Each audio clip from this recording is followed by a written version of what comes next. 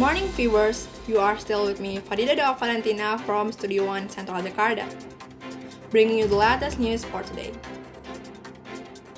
A mass COVID-19 vaccination was inspected by President Joko Widodo at Senayan Sport Complex, Senayan, Central Jakarta, on Thursday, February 4. The vaccination program is held by Ministry of Health together with Jakarta Health Office and state-owned pharmaceutical company Bio Farma, and targeting 6,000 health workers. During the visit, President Jokowi was accompanied by Minister of Health Budi Gunadi Sadikin. To prevent the spread of coronavirus, the President strictly complied with health protocols. Data from Ministry of Health unveils that as of Wednesday, February 3rd, the government has succeeded in injecting the first jab of vaccine for 600,000 health workers across the country.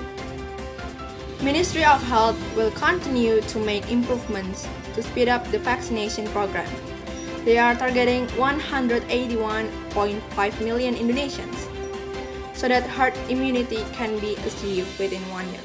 The first phase of the vaccination program is expected to be complete in the end of this month. The government will vaccinate public servants, including police and military personnel, in the second phase. The government has successfully secured 426 million doses of vaccine from several different manufacturers and countries. Ministry of Health has also prepared around 30,000 vaccinators, 10,000 community health centers, and 3,000 hospitals that are available to support vaccination program. Next news will be presented by Zion from Studio 2 Kebonjeruk. Okay, Zion.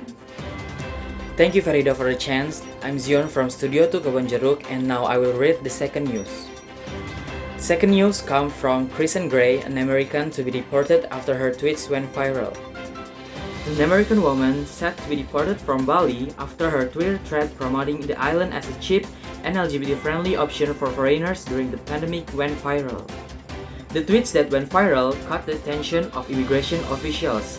Authorities now say she may have violated a number of immigration laws, including spreading information that could unsettle the public, such as the idea that Bali was queer-friendly and that foreigners could easily get past borders amid the pandemic.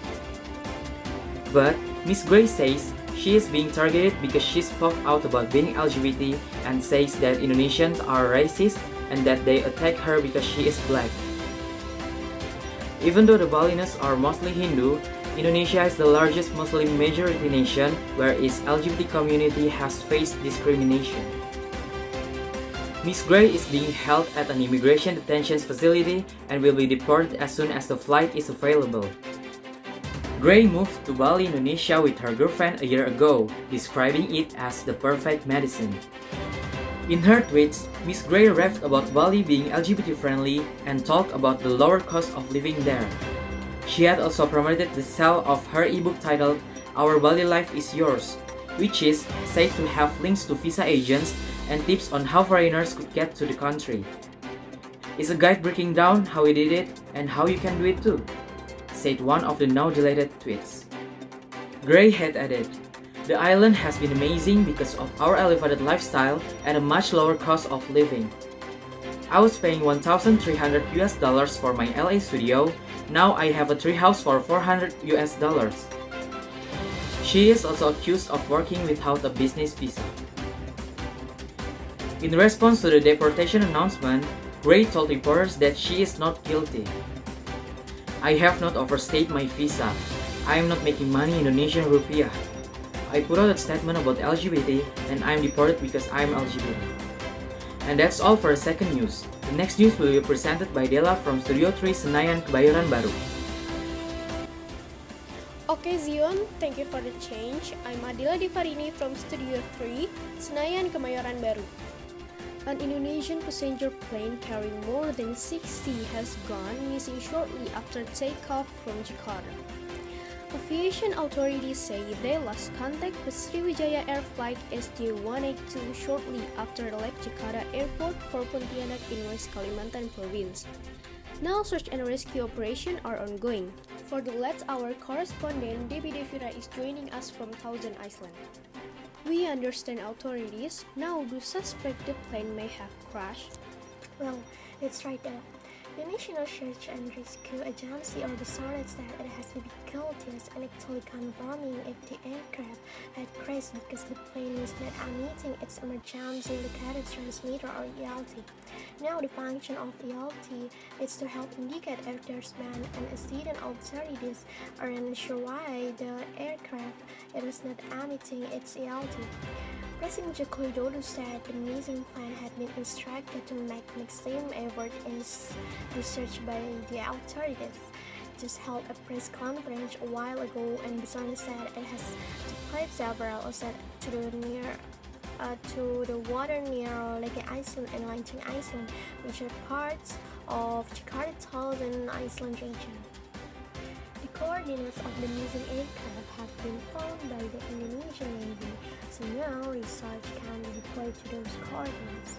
Now Basarnas said the water around Lake and Lancing Iceland is between 20 and 23 meters deep.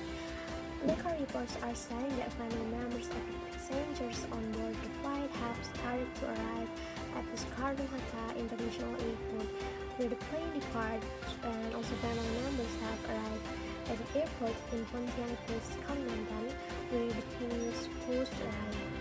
Incident authorities have set up a crisis center at the Soekarno-Hatta Airport to manage the incident. A disaster victim identification center at hospital in Jakarta has also been established by the police. Authorities have asked family members of passengers on that flight to bring antemortem data for identification purposes.